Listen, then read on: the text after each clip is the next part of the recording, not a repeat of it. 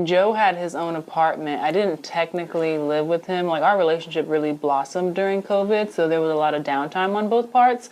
So that's why I was like, technically, I mean, you may as well say that I lived with him because I was over there so much. But then we did get an actual space together once I think we were engaged. He's the numbers guy, so don't quote me on the timestamps, but we definitely were living together before we were married. But we may have been engaged. So I don't know if that's different than just being in a relationship because the commitment to take it to the next step is there. But then also some people are stuck in the limbo for 6 years to take it to the next step. So I whatever. think if we get into the pros and cons, that's definitely a major con where somebody gets all the benefits of partnership, but they don't have to commit. Like someone is playing the wifey role or the cooking and the cleaning, or even whoever has more money, like they're giving it to the partner and everything, but you're not tied together legally. And this conversation comes up so much where they're like, marriage is just a piece of paper. It's literally not a piece of paper. It's a business arrangement. It's like changes your taxes. There's benefits. There's just more obligations. It's just like, it's a commitment. At the end of the day, it's a commitment, because what makes the difference between like a wife or a husband or a roommate, you know, that, or situationships that you're just hooking up with, if you're not actually combining your lives, you know? Yeah.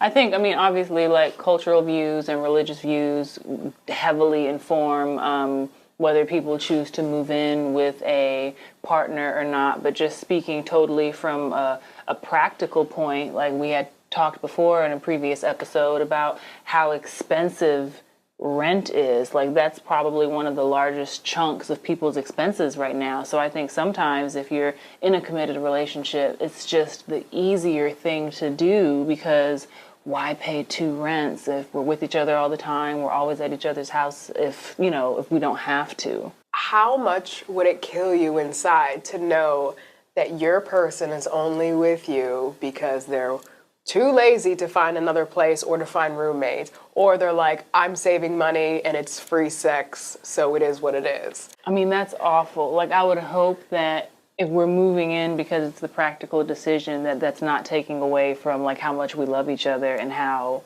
like real our relationship is. Now, if you just mooching off of a partner with no intention of ever locking anything down, then you're wrong. But if neither one of you guys are in a rush to get married, if your situation works for you, then I think that's something also that's very different, you know? I don't see any issue with it. I feel like I want to see and learn the things about you that might annoy me when the rose-colored glasses fall off, so that we can just kind of like have a little head start on working on them. Like, I don't want to, I mean, I feel like I also have like a more realistic view. Like, once you get married, that's not like, you know, walking off into the sunset. That's like the start of like some real intentional and like hard work to combine every aspect of your lives. So getting a head start on that kind of sounds very appealing to me. I still think there's a way to test it out without fully moving in with each other and testing it out. Like, if, okay, I'm living separately from any partner now because I'm not dating anyone, like, we could very well spend time at each other's places for weeks at a time or even months at a time. Like, oh, you know what, let's do October at your place. Let's do November at my place. Then you can see what it's actually like. But, like, to completely end your lease, what if you got a good deal? What if you got a locked-in COVID rate? Speaking from experience. Like, to end your lease and to just move in with somebody, and then you're like, yeah, we're going to test it out. And then what if y'all fail to test? I mean, dating and love comes with risks. You're like, nah. Have you ever lived with a partner? Yes. So I did it twice, but both came out of, I guess, how do I say that? I was in my 20s in New York City. So both, I think, came out of like scarcity and like convenience. So the first one was my first boyfriend in the city. We dated about 2.5 years, lived separately. I never had any intention of living with a romantic partner. I think probably because of the values I was raised with. My parents were like, yeah, no, absolutely not. So when my boyfriend, his lease was ending and he was looking for somewhere else, he just had that gap. He's like, oh, I don't know what to do. I didn't find a new place. And I was like, well, in the interim, you can stay with me. But we were always aware that it was a temporary thing. And to the point where when my parents visited me in New York, we hid his stuff. Okay. We literally were like, okay, so he was over and my parents were coming, so we sent him out of the house, and I hid all his stuff. Then my parents came over, and then I was like, oh, my boyfriend's coming by, but he was just coming home. And he was like, hey, good to see you guys. So yeah, I mean, we probably shouldn't have been fibbing, but like, I didn't want to hear it from my parents. And it was temporary anyway.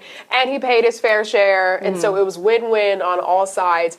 And then he got this really nice place later. And then we went back to dating and living separately. But it was nice, and like, we didn't have any issues with that interim couple of months that he stayed with me. So that was the first time in my early 20s. And then the last time was, I guess, my later 20s into maybe 30, because it was right before COVID. And if I'm 36 now, when COVID was 5 years ago. I'm always surprised by your age. I'm 36. And so yeah, so it was like a pre-COVID breakup, which I'm so fortunate because I would have been stuck with that person because we were already on the decline. Yes. So it was one of those long distance, but still within New York, because if you're Harlem and Brooklyn, you can be on the train for an hour and a half.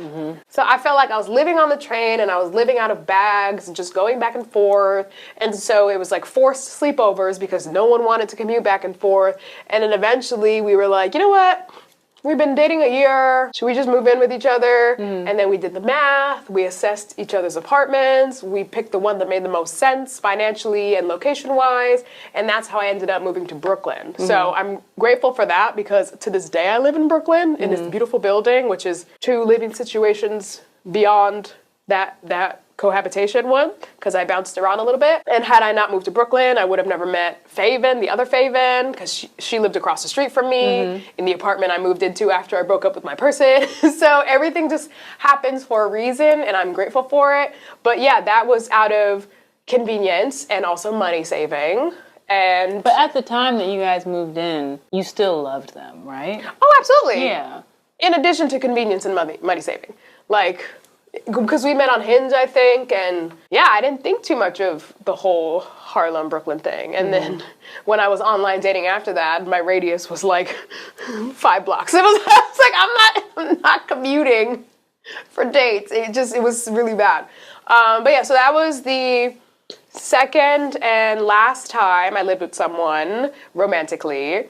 And I'd say the second time was a more real time, because it was intentional and it was longer. And you guys were together how long? I guess another 2.5 or maybe 3. 2.5. 2 years. I think 2 years total. And of that 2 years, how much was spent living together? 1. Okay. Yeah. Okay. Yeah. After a year or 13 months of dating, or being in a relationship, we were like, let's move in together. And then it's not that the living together is what broke us up, but I saw the things that annoyed me about the person were amplified. But the things that annoyed me about the person were apparent without living with them anyway. It was mostly like really bad with money, insecurity, some lying, littering. I also feel very strongly about littering. It repulses me. It makes me so angry. School is back in session as of filming this. We're in early September, and I saw a little kid walking towards the elementary school. Backpack on, like a nice day. Bag of Funyuns. Finished it for I'm assuming, breakfast. Just threw it on the ground. Well, the kids don't care.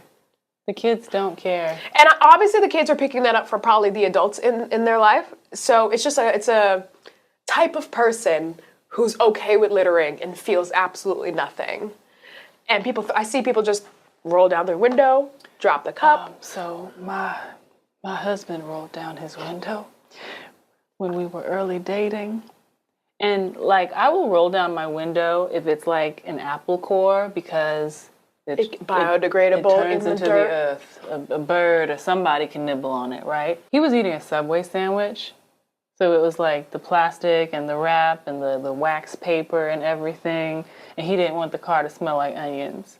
So imagine my face, and I'm so sorry, Joe, I am putting all your business out there right now, but imagine they double wrap the sandwiches so that the sauces don't get through the first layer. He just takes this whole pile of things, because he don't want his car to smell like onions, and just chucks it out the window.